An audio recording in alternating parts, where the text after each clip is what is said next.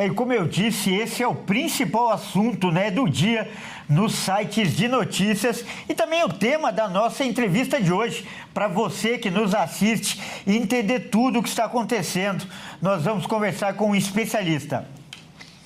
O nosso convidado é o professor Frederico Afonso, ele que é especialista em Direito Constitucional e também Direito Internacional. Professor Frederico, seja muito bem-vindo, é um grande prazer recebê-lo novamente, você que é o nosso parceiro. Kleber, boa tarde a toda a nossa audiência. Professor Frederico, primeiro eu peço que você faça uma análise dos argumentos apresentados pelo ministro Alexandre de Moraes para realizar essa operação contra o ex-presidente Jair Bolsonaro. Só para a gente lembrar, Moraes disse que Bolsonaro confessou o crime ao condicionar o fim do tarifaço dos Estados Unidos à anistia. Qual é a sua avaliação? Kleber, eu analisei a decisão do ministro Alexandre de Moraes, estamos falando de uma decisão aí de 47 folhas, né? E eu começo de início sobre a questão da violação ao princípio da presunção de inocência, né? Que está lá previsto na nossa Constituição Federal, no artigo 5º, inciso 57. O que acontece?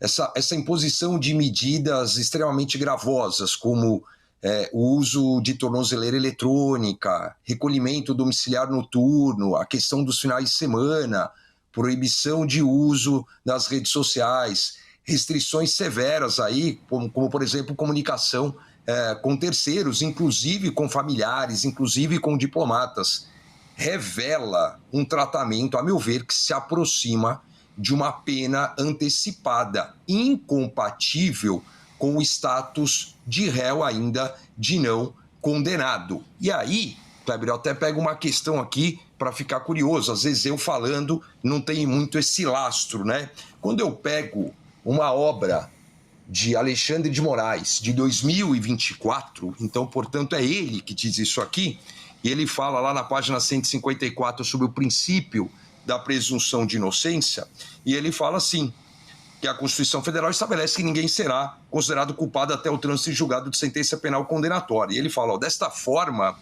há necessidade de o Estado comprovar a culpabilidade do indivíduo que é, constitucionalmente, presumido inocente, sob pena de voltarmos ao total arbítrio estatal, permitindo-se o odioso afastamento de direitos e garantias individuais e imposição de sanções sem o devido processo legal e a decisão definitiva do órgão competente. É a minha visão, Kleber, do que está acontecendo exatamente agora. Por quê?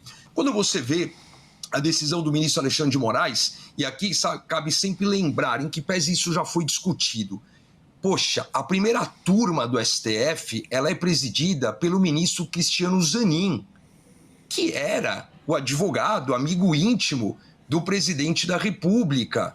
Você ainda tem ali o ministro Flávio Dino, que era o ministro da Justiça do atual governo, além do próprio ministro Alexandre de Moraes. Então, você já tem uma aparência muito complicada aí de impessoalidade, de imparcialidade. Depois, o que a decisão fala? Sobre o risco de obstrução.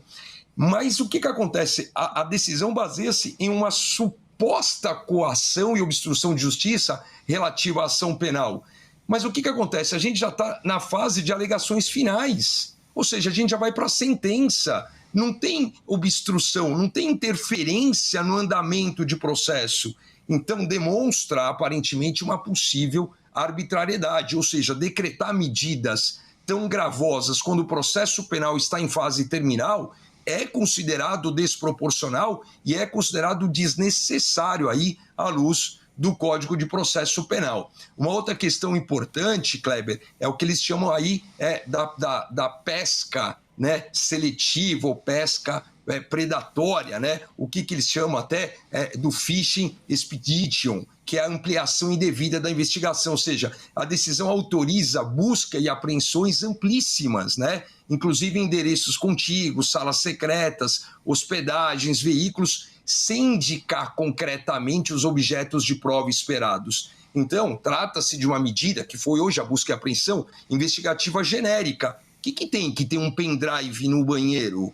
né? O que tem se ele tem origem dos 15 mil dólares? Então, é o que a gente chama de expedição de pesca probatória, né? Seletiva, que é vedado por presidentes do STJ e do próprio STF. Uma outra questão extremamente importante, poxa, são sanções pessoais com aparente motivação política. A decisão foi proferida logo após as declarações de Donald Trump em apoio ao presidente Jair Bolsonaro, o que pode então levantar questionamento aí quanto à motivação política, né? O advogado Marcílio, ele lembrou bem do timing da medida, né? Então é mais uma possível arbitrariedade do uso do judiciário para responder a movimentações diplomáticas e midiáticas em que pese, segundo consta a Polícia Federal, usou viaturas descaracterizadas, né? Mas acaba comprometendo o princípio aí da imparcialidade judicial. Outra, Kleber, medidas cautelares com possível caráter de punição antecipada.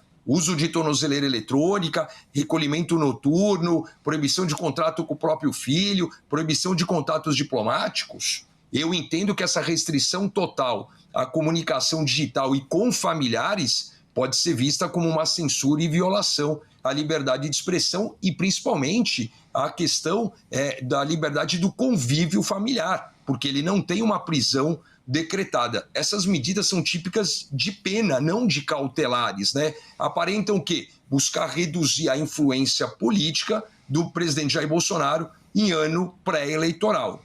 Risco à legalidade estrita, risco ao contraditório, né? O ministro, ele cita a legalidade das cautelares na decisão dele, ele fala lá do artigo 319 do Código de Processo Penal, mas não observa a individualização da conduta de Bolsonaro em todos aí os elementos apresentados. Então, acaba havendo aí uma forte dependência da conduta atribuída ao Eduardo Bolsonaro. Então, é uma possível arbitrariedade, uma ausência de audiência prévia para a manifestação da defesa, fundamentação que depende aí quase que exclusivamente de postagens em redes sociais e a questão aí da viagem do Eduardo, né?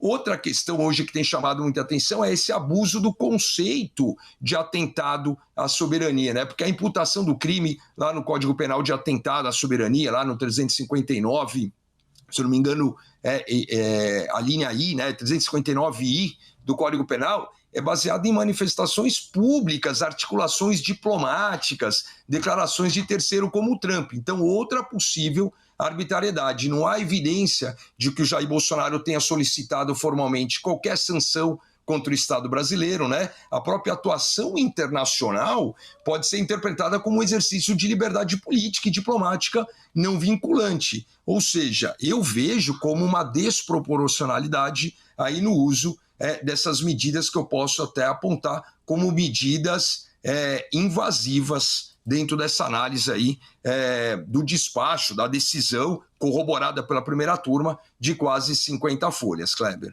Correto, eu agradeço muitíssimo essa análise completa que o professor Frederico Afonso fez, inclusive citando, né, obras do próprio Alexandre de Moraes.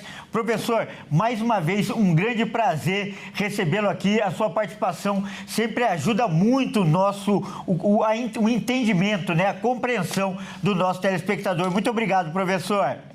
Obrigado, Kleber. Bom jornal. Grande abraço. Olha só, vamos mudar de assunto agora para